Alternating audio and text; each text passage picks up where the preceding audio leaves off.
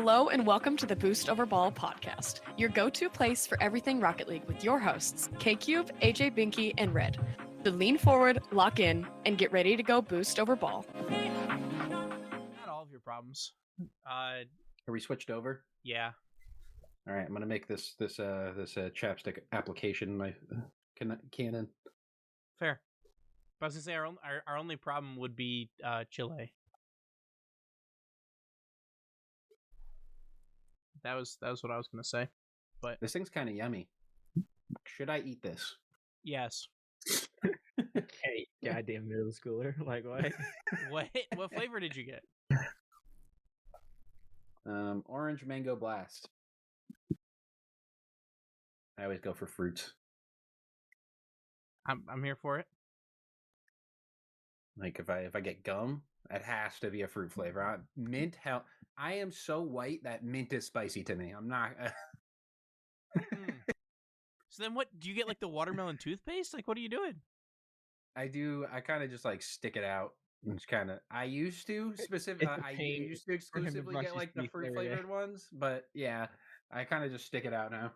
I just get the mint ones and just like stick it out. That's kind of crazy.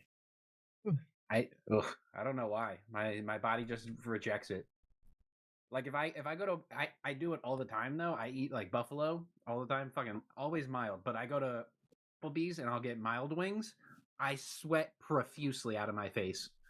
I become dripping sweat just from mild wings. That's kind of insane. It's a next level white I got going on here. My body just can't handle spice. My girlfriend, she's Puerto Rican, so she just bullies me the whole time.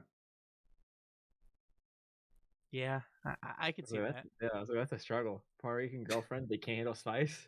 Mm-mm. Damn. Mm-mm. She's all the spice I got in my life. You know what I'm saying? Fair. Well, we're here. Full squad here. Everybody ready to go? Either. Stop doing that, Red. You're gonna make me yawn. I don't know why I'm so tired. Wake up. It's gray season. That's why. Gray sweater. It's just gray and dark outside all the time. Yeah, that's fair. That's fair. But hello and welcome back to the Boost Over Ball podcast. To listeners new and old, welcome to the show. Thank you so much for tuning in. I'm Kyle, K-Cube. In the top right today, we have Quilly. And in the bottom, we have Red. How's it going, guys? Howdy. What they do? On today's episode, we are about halfway through. Well, I mean, in terms of matches played, we are more than halfway through.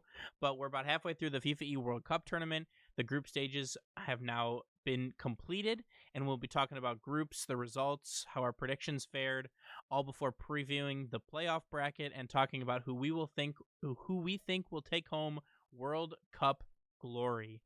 So before we start to talk about the matches, I wanted to talk about the presentation, the event so far, and excluding the fact that it starts at 4 a.m. Eastern time. What did you guys think of the venue and like the production value of the event so far? I'd say the venue especially gave me true like Swiss stage vibes from most majors. Like you could hear the other teams cheering in the stream of like other like streams. Like you'll be watching main event and then you'll hear like whoever's playing on the like on the next setup over to go nice just over the mic. I always think it's kind of fun just to see how that affects the players. Love the heart rate monitors. That was a fantastic thing to see. There are some guys out there that they need therapy. They need to work out. I don't know, but like the heart rate should not be resting that high. Appjack and Beast Mode specifically need to be checked, but for completely different reasons. Yes. Beast Mode is inhuman in the sense of that man, I guess he's just never stressed. Ever. So Reddles tweeted a screen capture of a screenshot of the match, and Appjack had a heart rate of 187, and he said, "Yo, can we get a medic on standby? You good?" It's not even like a 187. It is consistently sitting at 187 like the entire time. That man is actively running like a 10K while playing Rocket League. Like what? There's a permanent 3-digit difference between Appjack and Beast Mode at all times. 180 something versus 80 something. if even that beast mode, I mean, I saw him crest 80 like twice. Yeah, maybe That man was in constant 60s, maybe 70. If they were really killing a team like 50s, like the brother was in a coma. Yeah, So the venue itself was sick. It seemed like the kickoff lane on steroids. That all the social media people there that were like covering, they were on a second floor of the venue, because it was just that big of just like a small section. It's like its own mini arena. You see this big ass screen behind them because they're on the second floor in front of it. It's the venue, obviously Saudi. There's no go big or go home. It's only go big. That's it. End of sentence. yeah. So I mean, and somebody brought, before we continue on too far, someone asked me if I thought that maybe beast mode was like, because there are medications that you can take that will help like regulate adrenaline, which in turn would help regulate heart rate. There's also a medical condition that is not like life threatening or anything, but that prevents adrenaline from increasing your heart rate like it's supposed to. Is it possible he has one of those? Because he's like the only one. I mean, the whole team for the most part was like on the lower end, but like man's like he never touched 90. I don't think the entire time. There's a term for it, and I believe it's called ice in his veins that just keep him cool at all times. It was insane watching this number never fluctuate, never change, just consistently in the 70s, even in the 80s. Yeah, I mean, like, insane. I guess you could make the claim, like, when you've been to so many grand finals, you would hope that a Swiss stage is, or not Swiss stage, a group stage is, just child's play, but like, damn. Like, even against the Saudi team, that man just chill, just talking. It's like, what? Yeah. But to kind of move back over to presentation, yeah, it looked really nice. It didn't seem like there was a big area for fans to come in, like watch the group stage. But I mean, then again, like you're playing so many matches so quickly, like throughout the day, because they got through 14 matches in a day, right? Like between both groups. So I get it, but the heart rate monitors were a fantastic addition. I think that the layout was very cool. I like hearing the players yell, even if it's not in the match that you're like watching on stream. I think that's just cool. I think it's cool to be able to see everybody at once. I think that like the introductions of them like all walking into like, kind of the ring, right, and like last man standing kind of situation. I think it's a cool effect, and it's a Saudi esports event, so it's going to be high production quality, very big, spare no expense, and I think it shows. So a great showing there, and very well run, very well done. No big tech pauses this time, thankfully. So we love to see that. But kind of the another thing, I mean, we're a little bit used to it because this is the second time we've seen this event. But for people who are watching this for the first time, what do we think of the best of two format? What do we think of this kind of the ability to tie in Rocket League? I'm a fan. I think with how the game settings are, it's the way to do it. Now that I've been a part of the rematch scene for a while, there's part of me that kind of wishes they would just have a setting where you can just have a game end in a tie, like it's just turn off OT. That'd be kind of interesting to see. That way you can truly do just like one game and just boom, like you don't allow teams to recover or like adapt to that second game. Maybe a underdog of a team comes out and gets the best of you that first series, and they get that 3 points. Good for them. It'd be cool to see like if they could set up a setting like that, but obviously we don't have that capability right now. So something different than the normal Swiss to playoffs or group stage is always welcome, I think. Yeah, Cooley, you have any thoughts on that, on the best of two? I think it's definitely. I'm not a fan of it because I just feel like it's hard to like get a groove or a full feel out because there's no like you can just 1-1 and there's no winner. I feel like there's no definitive decision there. But I mean, in terms of points, I guess I get it. I feel like I want to say closer to like a soccer type of thing. Yeah, for a sure. football, if you would, Yeah. with the point system. But yeah, I mean, it's not my cup of tea. But I mean, it's got to be figured out somehow. Ain't no different from last year. Yeah, I really don't know if a big Swiss would be the answer. I like it's unique, it's different, keeps everything fresh, and then it goes into a regular bracket after.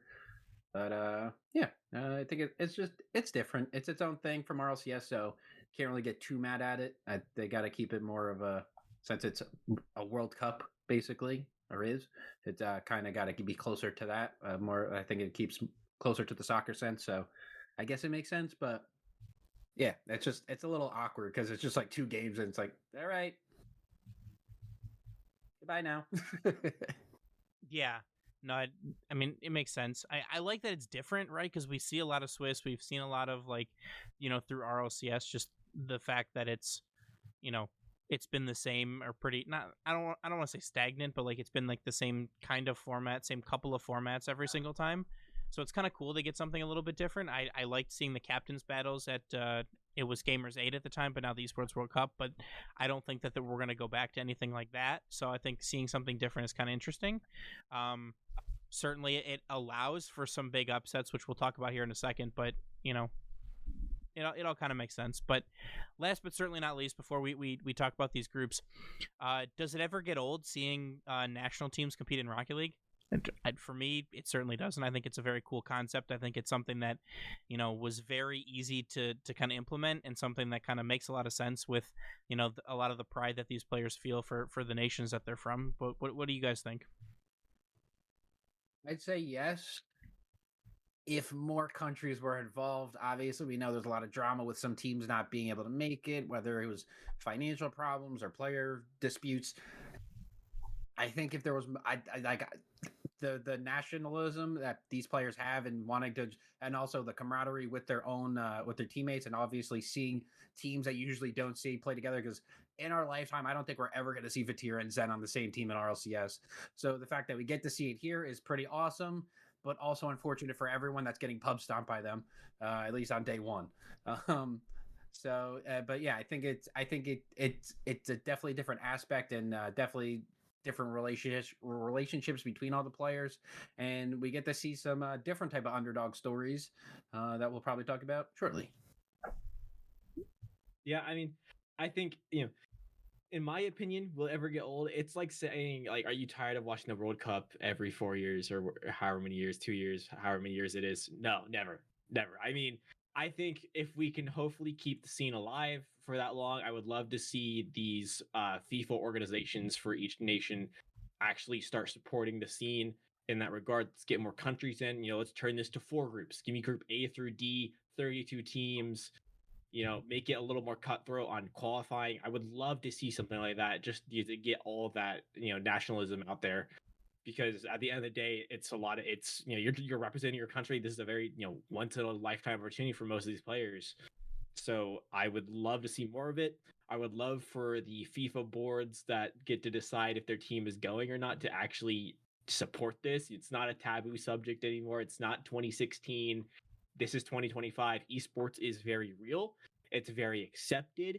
We need to support it because it is very popular with the younger generations. That's just how it is. If you want to get people invested in your country, this is a really easy way to do that. Yeah, and I mean, I would hope to see that, like, the success that the tournament has as we continue on. I would imagine that this is going to continue to be kind of a yearly thing. I think that the time frame that this happens every year kind of really fits in with the RLCS calendar, and with with a lot of players being able to do this.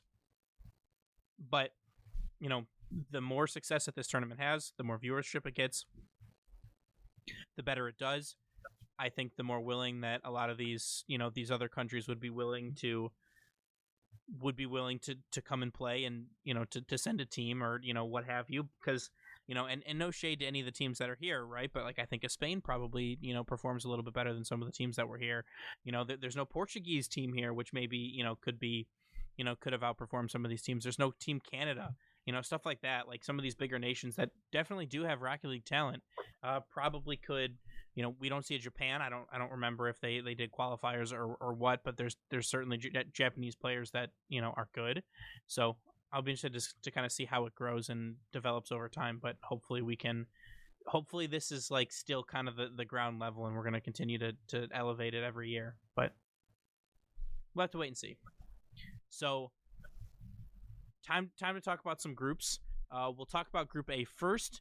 And so I will go through kind of the results and the standings from each group, and we can kind of talk about some of the matches that stuck out to us, what we think about the teams, and how we feel each team kind of, whether they deserved, the spot that they had. First up, qualifying in first place with 35 points total with 11 wins, 2 losses, and a draw is Saudi Arabia. In second, we have the United States with 33 points with 10 wins, 3 losses, and a draw. Then we have Brazil on 25 points with going 7-4-3, 7 wins, 4 losses, and 3 draws. We then, rounding out the top 4, have Germany at 21 points, going 6-3-5. We then have Team Italy 2 points behind at 19, going 5-4-5. We have Chile on 15 points, going 4-3-7. We have Norway with 9, going 2-3-9, and we have Oman. I'm sorry, that's the draws are in the middle.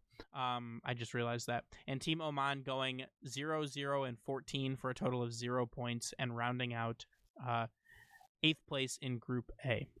So our teams making it through in this order are Saudi Arabia, USA, Brazil, and Germany. So anything stand out to you guys about Group A, about the results, about the matches, anything like that? I mean, this is all I think pretty expected. This was what I would say of the two, with more so the group of death. You have a very solid teams here from 1 through the 6th seed. All 6 could have easily made top 4 if they go on a streak here. I think the most interesting storyline to see, obviously, you have the battle first between USA and Saudi Arabia. Obviously, KSA getting the better of them there, with the win over them on day 2. And a handy win over them day 2. I mean, an instant kickoff OT goal in game 1, and then a game 2 showing where it never really seemed like USA was get their footing. Brazil kind of coasted along in the middle of the pack. They knew they could handle what they needed to get done right there in the middle there. But then the story really, honestly, between Germany and Italy, going down to the last 2 rounds was kind of the big breaking point for these two teams. They draw against each other in round 12. And then round 13 was where we saw what we could have seen as Italy's a way to clinch their spot, to secure it fully, but they end up drawing to Norway, who at the time that was a team that was 2-2-9, or sorry, 2-2-8 going into that matchup. I mean, that is just a match you have to win as Italy. That essentially would secure the spot for you. You end up drawing to them in a very close OT game, and then come round 14, Germany gets the layup. That is Oman, but that's just how it was. And then you get a very tough matchup in KSA, and you just kind of signed your death certificate there. That round 13 was that was the one that was what Italy needed. They fell short just at the end, and it's unfortunate to see for them, for a team that I think wildly surprised a lot of people for this group, especially. Not very many notable names besides, of course, Arju, who we've seen in the scene before. But otherwise, overall a fantastic group to watch. Yeah. Quilly, anything that you want to add on that one? I mean, it went about as expected. Obviously, you have some fun stories between Italy and Chile. Chile, obviously, continuing to be the kryptonite of Team United States in these situations. Fortunately, not to the same effect of last year, in being the team that stopped us from advancing through the group stages. But yeah, Italy, I almost had them making top 4 before KQ reminded me that Brazil existed. I kind of just blended them and Chile together accidentally. But I mean, Italy, I had faith in them, and they surprised, and they did the best of the worst, to put it nicely, because obviously they're the 5 spot. They were 1 game out of making it, so they were a great team, and it was nice to see them perform as such. As a Italian stallion myself from Jersey, eh?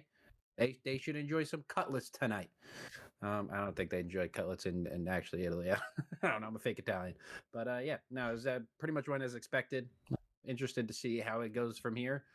Saudi Arabia, I think they honestly, I thought they were a little bit weak on the first day, and they picked it up today. So I think it'll be a very competitive top of the bracket. I would have to agree. And coming into the event, I think that, Quilly and I, talking about our predictions a little bit here, we both predicted Saudi, USA, Germany, and Brazil. So both getting 100% on that one. But, I kind of didn't give a lot of stock to Italy. I didn't think that they would, kind of be able to stack up to the top four, really. But, power to them until round 13. It was their spot to lose, right? And that draw with Norway really kind of pushed it, over the edge for Germany to be able to come back and get that win. But, it wasn't super convincing, right? Germany had to win the games that mattered against Italy, and they drew them, they lost one and drew. So Italy had the tiebreaker there, so they really needed to kind of hope for, a miracle from Norway, and that's what happened. And that's what it took for Germany to get in. But, Germany is the only team to beat KSA in group play. But, a lot of room to grow for Norway. I was a little bit surprised at, kind of how they fared. They had some close games with the US. They had some close games with everybody, pretty much besides KSA, who kind of ran away with most of the games. Their goal differential was a little bit ridiculous. There isn't a way for us to see it right now on the Wikipedia page, but it was certainly a lot. I think it was like 50 or something like that. Like plus 50. But Italy had exactly an even record, going 14-14 through the weekend, and Germany at 15-13 with a +2 game differential. So all in all, very close group, very good performance from USA. A little bit upsetting that you can't beat Chile, kind of when it matters most at the end, to kind of try and take that one spot, especially with Chile doing a favor and knocking Saudi, down 2 points with that tie. And then the U.S. comes out and ties Brazil and ties Chile to drop down into second place pretty handily. So would have hoped for a little bit more from there, but a good showing nonetheless from USA, winning the games that they should. And especially, they talked about it a lot on day one, but, Beast Mode missed his flight originally and got there the day of. So a good showing from them, even though I'm sure that they're probably a little bit jet lagged. But that second place finish, we'll talk about in a little bit what that means for USA and why it is so unfortunate that they were not able to keep that top spot. But in Group B, we have Team France on 31 points with 9 wins, 4 ties, and a loss. We have England on 28 points with 8 wins, 4 ties, and 2 losses. We have Team Netherlands on 24 points with 6 wins, 6 draws, 2 losses. And then rounding out our top 4, we have Team Belgium at 20 points with 4 wins, 8 draws, 2 losses. Then just behind them and just out of the top 4, we have 19 points, Team Australia with 4 wins, 7 draws, and 3 losses. We then have Morocco on 18 points, 4, 6, and 4. We have Team Malaysia with 5 points at 1, 2, and 11. And Team South Africa with 3 points at 0, 3, and 11. So our teams making the top 4 again in this order: Team France, England, the Netherlands, and Belgium. So first and foremost, congratulations to South Africa for winning 3 games total, right? 3 draws, nothing to shake a fist at there. They did better than Oman did, but what a showing from Australia! We saw the top 6 at the World Championship, and people are like, oh, it's kind of a fluke. They didn't even win any games in the playoff bracket, but they got there. They had a couple of pretty big wins. They had a couple of good showings, and you're like, okay, maybe they got what it takes this time. But ultimately, they fall short. They beat the teams that they're supposed to. They kept it close with the ones that they weren't, and ultimately they fall just short of qualifying. But what do you guys think? I mean, not to ruin the vibe there, but they didn't really. Looking into day 2, I mean, you're losing. You're the biggest killer. You get knocked out of the group stage of the playoff stage by 1 point. So that is one series that you needed to win. What's a series they should have won day 2? Looking back here, we have 5. How many straight draws here? 1, 2, 3, 4. We have 4 straight draws, and then a loss, and then another draw. The team that they drew to that ended up being the dagger for them, good old Malaysia. Also, team that finished as Morocco, 1, too. They drew Morocco 2. twice. I could understand Morocco. That's a little more like that speed, but we're drawing to Team Malaysia, a team that goes 1, 2, and 11 on the day. I will not hear this Sphinx slander. Okay, Sphinx and who? Blue and Misty. Like that. Who? That was the. Who? Sphinx Like, masterclass. we're talking a Team Australia, mind you, that we're talking like, I mean, let's look at Team Australia here. Fever, Torsos, Banana Head. This is a team that all made, that stuck together. We have an NRG scenario here. It is a team that has all played together for at least a season. And you're drawing to Team Malaysia when it matters the most. So, I mean, like, ultimately, yes, they probably should have made it, but, like, realistically, did you expect them to be in the mix? They finished top 6 at Worlds. Like, I'll trash on them, but, like, this is the same roster. The exact same roster. Nothing has changed. And you're drawn to Malaysia. You go on 4 straight draws. I mean, good job. You beat England in day 1. You drew with France. You did the impossible. What we thought would be impossible in this case. But you can't be drawn to Malaysia, to Morocco, to Belgium. Like, these are, like, if you're going to get that draw, you have to win the games that matter the most, and that's the easy ones. That's the gimmies. The Team Malaysia, the South Africa, which you did against South Africa. But it literally came down to one series where you drew against Team Malaysia. I mean, I would be leaving with the worst taste in my mouth after that. Yeah, 4 wins is definitely rough for Australia. I think the way I put it is Team Wildcard is the definition of inconsistent. You don't know if you're getting the best team in the world or the worst team in the world.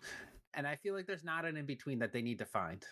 As we can see, top 6, or we get they double swept Furia and Dignitas back to back, and I genuinely don't even think they won a single game, let alone series after that point. It was rough sledding after that.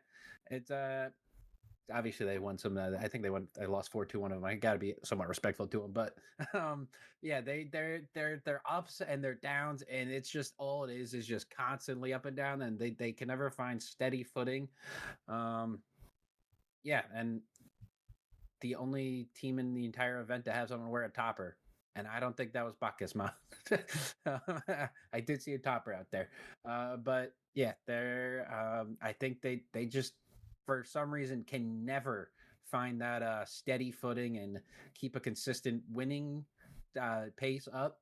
And it shows here as 4 wins is enough for one team to make it through. I feel like 4 wins being getting to get you through is just like showing for how lesser or how incomplete this group B is, because 2 teams have 4 wins and one of them made it in.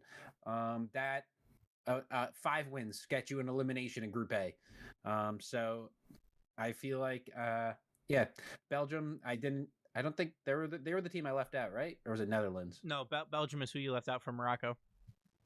It was for Morocco. Yeah, Morocco, another 4-win team. It was an arms race for 4 wins. Who has the best 4 wins? And Belgium comes out on top with the most draws. Yeah, it's just rough sledding, and yeah, Australia's got to figure it out. I don't know. CJ gets enough stress on the heart from Shopify Rebellion throughout the season. I don't think the wildcard boys need to be adding on to it. I don't think so either. But, and that's a good point, right? So it seemed a little bit more decisive in Group A, right? So like 11, 10, 7, and 6. Those are the winning, like the number of wins each team had that advanced. And in Group B, it was 9, 8, 6, 4. But there are 2 other teams outside the top 4 that also had 4 wins. So it was really just the ability to get those draws, to win that first or second game, that really set apart Belgium, who was one of the team. Belgium, the Netherlands, and Malaysia all were a team that drew South Africa. Like that went 1-1 with South Africa at one point, right? So like that's a team that is taking games off of the teams that are qualifying in a way that Oman and just could not. So that's really the big difference in my eyes, was just a stronger number 8 seed than we got in Group A. But nevertheless, again, talking about the predictions, I had France, England, Belgium, and the Netherlands, and Quilly had France, England, the Netherlands, and Morocco. So 3 of 4 for Quilly, 4 of 4 for me again. So 100% on my end, and 7 out of 8 for Quilly. So that's a pretty good showing from us. That's definitely passing. It's better than we normally do. Especially with how wild some of these matches turned out and how close all of their records are. As a Ferra Matau believer, and I thought I was making a power move leaving him off, but he proves me wrong. Toughs it out as the best of the 4 win teams and makes it through. Proves me wrong and kills my 8 for 8. K-Cube gets the win on the predictions. I think it's really a win for both of us if we're above 500. So that's like not even 50%. We smashed above 500. We sniped all of them. We certainly did. But we mentioned earlier, speaking of advancing into playoffs, our playoff matchups are now set. In round 1, we have Saudi Arabia versus Belgium, England versus Brazil, France versus Germany, and USA versus the Netherlands. So we talked about seeding. We talked about why it's so important for the U.S. to get that number 1 seed, and the reason for that is the number 1 seed from Group A will avoid Saudi Arabia, will avoid France until the grand finals. That really seems to be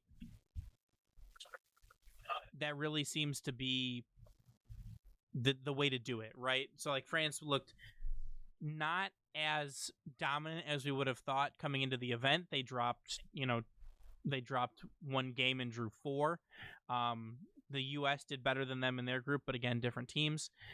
So I still think your entire goal for this tournament should be to avoid Saudi Arabia and France as much as you can. But if everything shakes out for the U.S., it will most likely be France, then Saudi Arabia in the finals, if you can get that far.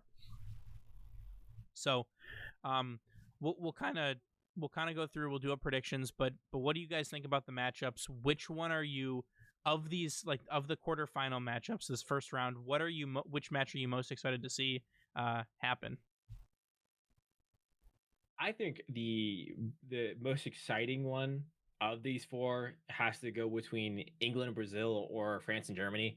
The reason I'm excited for the England-Brazil one is we're seeing a Team Brazil team that has been a kind of lackluster. We're not really seeing the normal flair we would see from the Fury roster like we should. And then Team England, who's had their highs, had their lows. I mean, this is a very coin flip type of game. I could see this going either way for the team that decides to show up. Same with France, Germany. France, I don't know if you guys saw, Ferra was talking about this. They've been dealing with illness the entire week. So he said that all 3 of them have been probably at about 30% of their playing capability. I would be curious to see if that continues going into playoffs. Just, maybe they recover in time, they get feeling better, feeling healthy, and we see a full-powered France going into playoffs. Or is it still affecting them, and do we see a potential upset there with Germany coming in, who looked pretty strong going out of Group A? Maybe potential upset alert there, but otherwise, I think the Saudi-Belgium match should be a pretty clean one. Clean series there, along with the USA-Netherlands match. I would also like to mention that now that we are into the playoff bracket, all matches are best of 7 series, single elimination. All right, going from 2 games to best of 7, I feel like might be a jump. But I mean, they played 14 matches a day. Like, yeah, I was like a day. Yeah, I was like, they were playing a lot of Rocket League a day. I feel like this might be a nightmare for them to like just go like playing like this. That many back-to-back 2-game series. The days are long. They're 8 to 9 hour days. Obviously, not anymore. Each group only. No, today was like 8 or 9 hours. No. Now that we're out of group stages, the day isn't long because tomorrow tomorrow, the They're not 17th playing on that. Wednesday, we have the 4 matches: the Saudi, Belgium, England, Brazil, France, Germany, USA, Netherlands. There is nothing on Thursday, and then on Friday we have the 2 semifinal matches and the grand final. My bad. It's late. Yeah, no. But that's what I'm saying. It's a long to going from long days of quick matches that are just intervaling, like speed change on to the next one, 2 games on to the next one, 2 games on to the next one, to immediately going into a best of 7 series. It's definitely gonna show who's got the strongest willpower, and we'll see if that 80 beats per minute really comes into play for beast mode. We'll see if it changes, because obviously we didn't see him with it on last year, and I'm assuming it'll probably be on for the best of 7 series, so I think it'll be a little bit more interesting. I do think, speaking of Hapjack, paramedics have to be on standby, because if he was like that for group stages, I bet if you get him in a game 7 overtime, I think we might be breaking 200s. I don't know if it's physically possible, but we might be breaking the 200s. He might break the sound barrier with his heartbeat alone. It's gonna be crazy. But yeah, I'd follow suit. England Brazil is probably the most interesting matchup, because I think it's the closest in ability. Brazil, obviously, they had the star power. They had the oh my god, I was combining reputation and repertoire into one word. Reputar. They had the reputation. Listen, man, it's hard. Words are hard. English is hard. For real. But they had the reputation of being a great team, and obviously now even more pressure on them as that reputation is dwindling. England, I think they're just guys having fun. So this is the closest in terms of matchup. I think outside of that, realistically, all these games seem like they should be blowouts. But I think the Team USA will be the best series to watch, because Team USA, the NRG boys, they have a weird fetish towards playing down to their opponent. I don't know what their deal is with it, but they just love playing down to their opponent's ability. If there was spreads in Rocket League, +1.5 is the freest thing for Team United States, because they always scrape out 1-goal wins, get the weirdest ways to find a way to come out on top, but they usually do. That's why +1.5 for the opponent, probably free as hell all the time. Yeah, but we've talked about the matchups. Time to do a little bit of predicting. So I can go first. My top 4, the teams that I have moving into the top 4 are Saudi Arabia, Brazil, France, and the USA.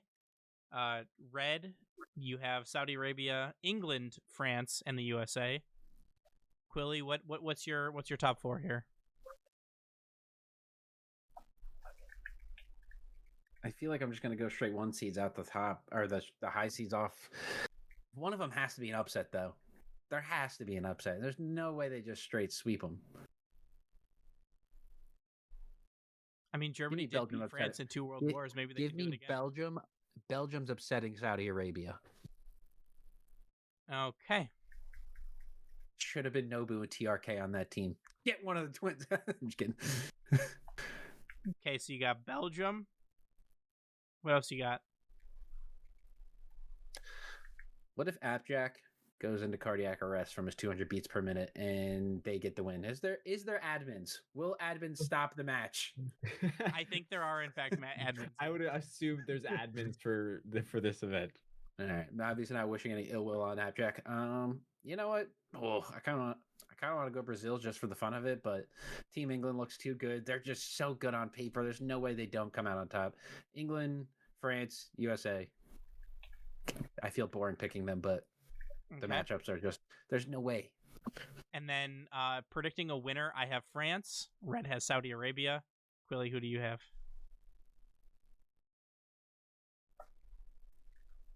I don't want to say France, but I feel like it's got to be France. Are you forgetting? This is a France team that's not playing at 100%, and this is on home soil for Saudi Arabia. If you go France, I'll switch up to 2023 WC. Huh? If you go France, I'm going to go USA, then I'll switch it up and be a little bit different. I'm honestly between France and England. It's not coming home. Whoa! It is not coming home. I promise you, it is not coming home. You know what? Let's go England. Okay. Football's coming. If there was a bet for is Quilly wrong, slamming the yes. 7 out of 8. 7 out of 8. That's in my crazy. defense, my. there's no in my. Well, to be fair, I did pick France last week. I did pick France to win the whole thing last week. Yeah, that's before we knew they were sick, though. To be fair, to So technically, at one point, if either of them win, I guessed one of them right. Well, hold on. Wait a minute. I could pull up whatever I can nitpick whatever clip I want. we have the technology. He could clip whatever he wants. Delete the VODs. Delete the VODs. Oh man. Delete the VOD. Mute that part of the podcast on Spotify. Just go back and just beep. That would be so funny. But we've certainly seen stranger things happen, so there's a lot to look forward to tomorrow in these 4 matches, and then we'll have to wait until Friday to crown a World Cup, a FIFAe World Cup champion. So can't wait to see who that will be, and we will be back then. A little bit of scheduling update. We'll be back then next week to review the playoff bracket and kind of, finish off the event. And we're also going to do a esports decal tier list that we teased a little bit last week, but we will be doing that come next week as well to kind of round out the rest of the episode. But before we wrap up for today, is there anything else that you guys want to talk about FIFAe? Anything that you want to talk about Rocket League or anything like that? I gotta come up with a question. All right. Now that Red's here, Red, where does NRG place in Open 2? An Open 2? Have I asked you this question yet? No, you asked me. I don't think you guys. I don't think you asked the question. I think Energy and Open 2 places. Give me. You know what? No. We're pulling a Carmen core here. Give me first. Or place number 1. That's what I said too. Satu is gonna put them through the goddamn ringer.